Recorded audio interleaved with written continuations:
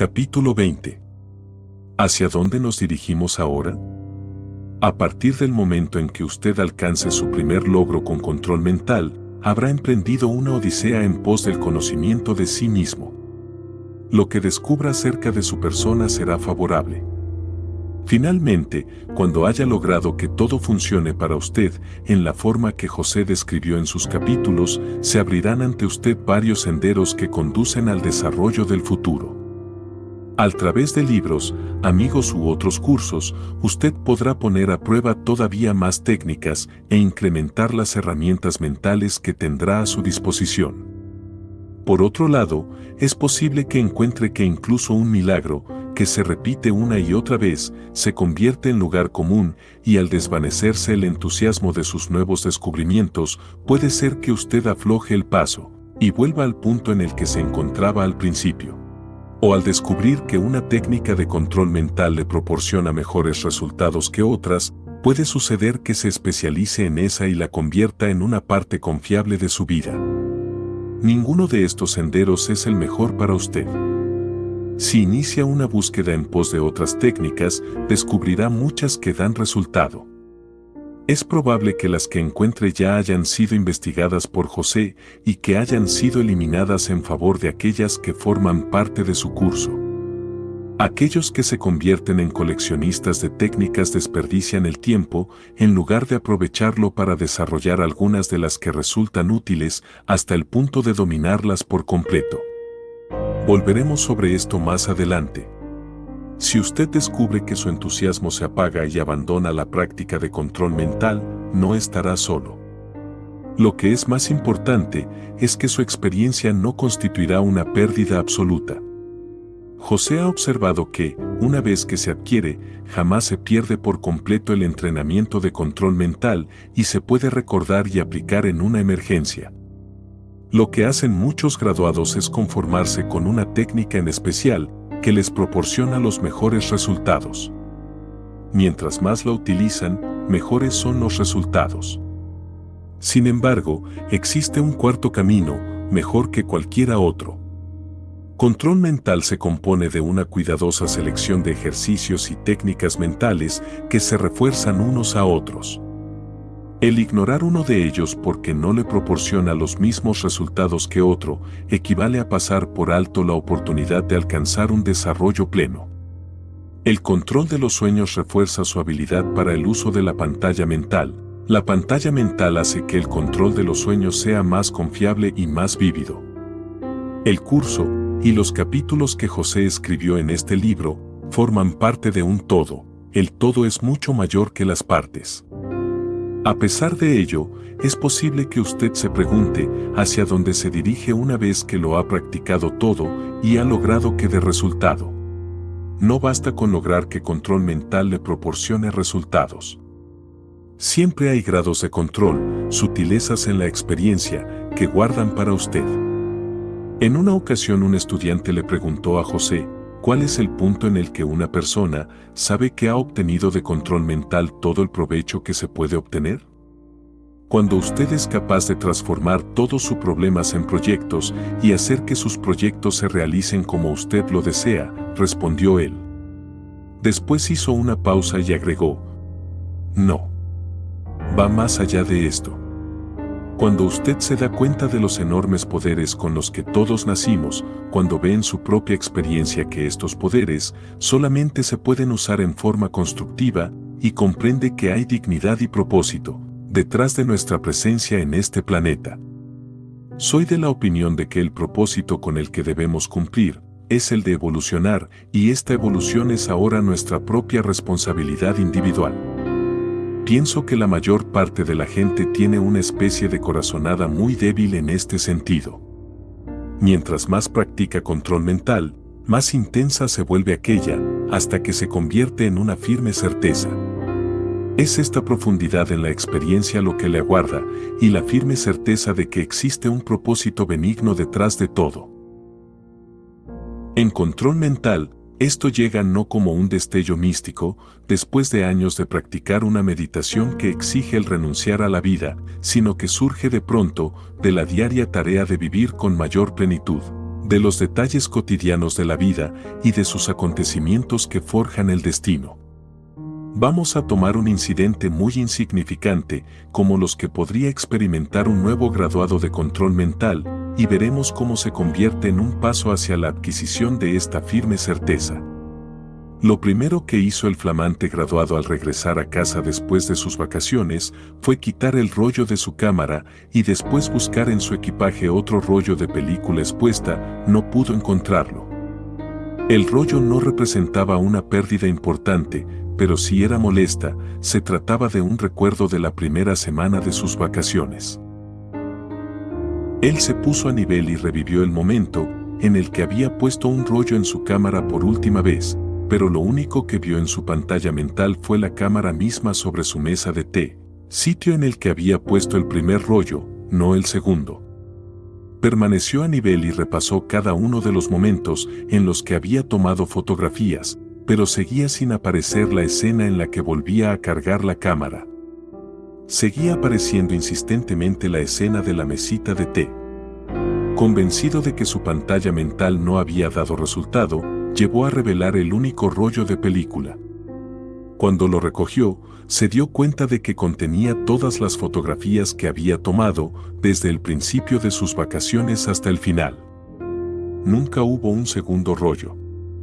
Aunque fue un incidente insignificante, le proporcionó al graduado la primera razón que había encontrado fuera de la clase para tener más confianza en su propia mente. Con unos cuantos incidentes insignificantes como este y otros de mayor importancia en los cuales se ayude a sí mismo y también a alguien más, el panorama de su propia persona y del mundo que lo rodea se modificará. Su vida se transformará porque estará al borde de aquella firme certeza. En el trayecto, puede ser que lleve al cabo algo como lo que aparece a continuación. Un graduado que había estado practicando control mental a lo largo de varios meses, tenía una hija que era alérgica a los 2 gatos de su familia.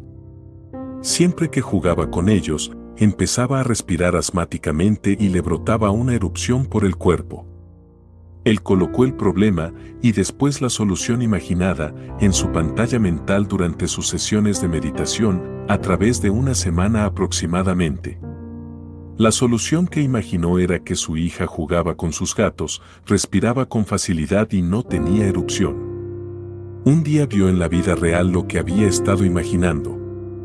Su hija ya no era alérgica a los gatos. En estos 2 casos tan solo se usó la pantalla mental. Ambos dieron resultado, de modo que usted se podría preguntar, ¿para qué molestarse con las otras técnicas? En el primer caso, si el graduado no hubiera aprendido nada más que la manera de utilizar su pantalla mental, puede ser que hubiera obtenido los mismos resultados. Si suponemos que sencillamente había activado la recordación de un hecho olvidado y que la inteligencia suprema no intervino, cosa que está muy lejos de la realidad. Empero, el segundo caso implicó el uso de un campo de acción más extenso en el entrenamiento de control mental, ponerse a nivel, ejercicios de visualización, proyección sensorial efectiva para la transmisión telepática de la curación, control de los sueños, estudio de rehabilitación y añadir un grado máximo de expectativa a su deseo y a su creencia. Con una práctica amplia, su mente empezará a tomar atajos. Se volverá más sensible a las señales leves sobre asuntos importantes y se las transmitirá sin que usted tenga que buscarlas. Puede ser que la vida de una graduada de control mental se haya salvado de esta manera. Ella se encontraba meditando una mañana, justamente antes de salir rumbo a su trabajo, y estaba usando la pantalla mental para corregir un pequeño problema surgido en la oficina, cuando una enorme X negra bloqueó la escena que estaba tratando de crear.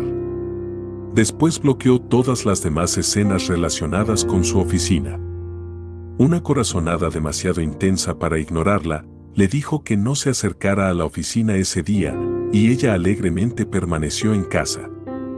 Más tarde se enteró de que si hubiera acudido a la oficina aquel día, habría estado presente en un robo armado, en el cual resultaron gravemente heridas varias personas. Normalmente obtendríamos esta clase de información con el control de los sueños, pero la pantalla mental era lo que ella estaba usando y ese fue el medio por el cual se recibió la información. Aquí tenemos otro caso, en el cual la mente estaba entrenada de tal manera que en una emergencia seria, la graduada la controló sin tomarse tiempo para ponerse a nivel alfa. Muchos de los acontecimientos descritos en la siguiente carta fueron ratificados por 9 testigos. El miércoles llegué a casa después de hacer unas compras, con los brazos cargados de bolsas.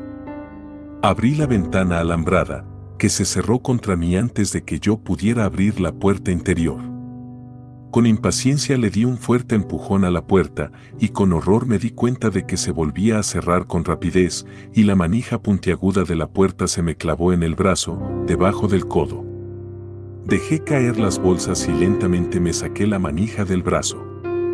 Podía ver capas y capas de tejidos por el profundo agujero. Después se empezó a acumular la sangre hasta que llenó el agujero y empezó a escurrir. No tuve tiempo de desmayarme. En lugar de ello me concentré intensamente para detener la hemorragia. Me invadió una enorme ola de alegría cuando se detuvo la hemorragia. Apenas si podía creer lo que veía. Empecé a sentir los primeros dolores mientras lavaba y limpiaba la herida.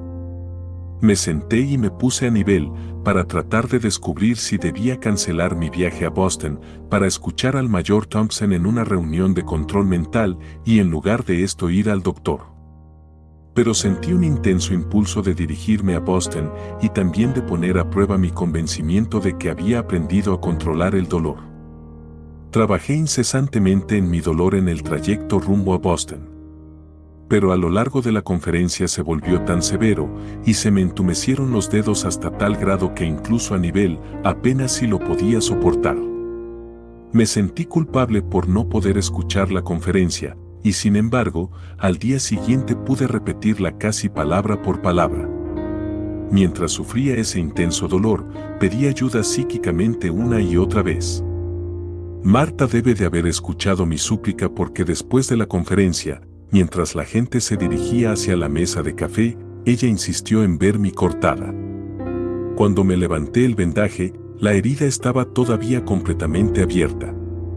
De alguna manera se había desprendido un pedazo de carne cuando me saqué la manija y la piel que lo rodeaba tenía un color negro purpúreo. Ella fue en busca de ayuda y al enterarse del sitio en el que se encontraba el hospital más próximo, regresó con Dana Sloren. Dije que no quería ir al hospital. Quería que Danes trabajara en la herida, de modo que nos retiramos a un rincón tranquilo, en donde Danes se puso a nivel. Una vez que él empezó a trabajar en la herida, el dolor se volvió tan intenso, que también yo tuve que ponerme a nivel para trabajar con él. Cuando él empezó a unir el tejido desgarrado pedazo por pedazo, sus dedos parecieron extraer el dolor en enormes oleadas. La herida se volvió hasta tal punto sensible que sentí deseos de gritar. Traté de concentrarme para hacer que el dolor desapareciera y para enviar ayuda a Danes y a mí misma, una y otra vez, y combatí con éxito el impulso, concebido sin duda alguna a nivel beta, de decirle que se detuviera y me permitiera ir a una sala de primeros auxilios. Realmente deseaba que diera resultado. Y después de lo que me parecieron horas, logré sentir que el dolor empezaba a calmarse. Primero sentí como 10% menos el dolor, después como 15%. Cuando Danas me preguntó cómo me sentía, aproximadamente una cuarta parte del dolor había desaparecido. Al continuar se repararon los tejidos internos. Entonces, cuando se empezaron a reparar las capas externas, el dolor se volvió todavía más intenso. A pesar de mi concentración en la curación, estaba ligeramente consciente de la gente que se movía a mi alrededor, especialmente de alguien que se encontraba detrás de mí, y que me quitaba algo de dolor cuando yo lo necesitaba con más desesperación. Me sentí sumamente agradecida. Después se iniciaron las siguientes oleadas, y tuve que concentrarme mucho para soportarlas. Después trabajamos en la reparación de la parte más profunda de la herida. Sentí que la gente formaba un círculo alrededor de nosotros para transmitirnos fortaleza. Podía sentir la energía que surgía a través de mí y que casi me levantaba de la silla. Dennis también la podía sentir, y con la ayuda de los demás la curación progresó a un ritmo mucho más acelerado. Algunos de los que se encontraban en el círculo me dijeron más tarde que podían ver cómo la herida se cerraba, la hinchazón se desinflamaba, la piel pasaba de un enfermizo color púrpura a uno purpúreo, después adquiría un color rojo y después un tono rosado, y finalmente las dos capas exteriores se unieron como las piezas bien cortadas de un rompecabezas. Cuando regresamos al lugar en el que había estacionado mi automóvil, mis amigos querían llevarme a Warwick. No querían que la herida se abriera cuando usara mi brazo para mover la palanca de velocidades del coche. Pero yo me negué. Sabía que llegaría sana y salva a casa. Y así lo hice, sin sentir el más mínimo dolor. A la mañana siguiente me desperté en excelente estado. El brazo me provocaba la sensación de que hubiera participado en una pelea. Jamás me han golpeado, pero me imagino que así es como se debe de sentir uno. Pero no había dolor y mi brazo lucía en perfectas condiciones.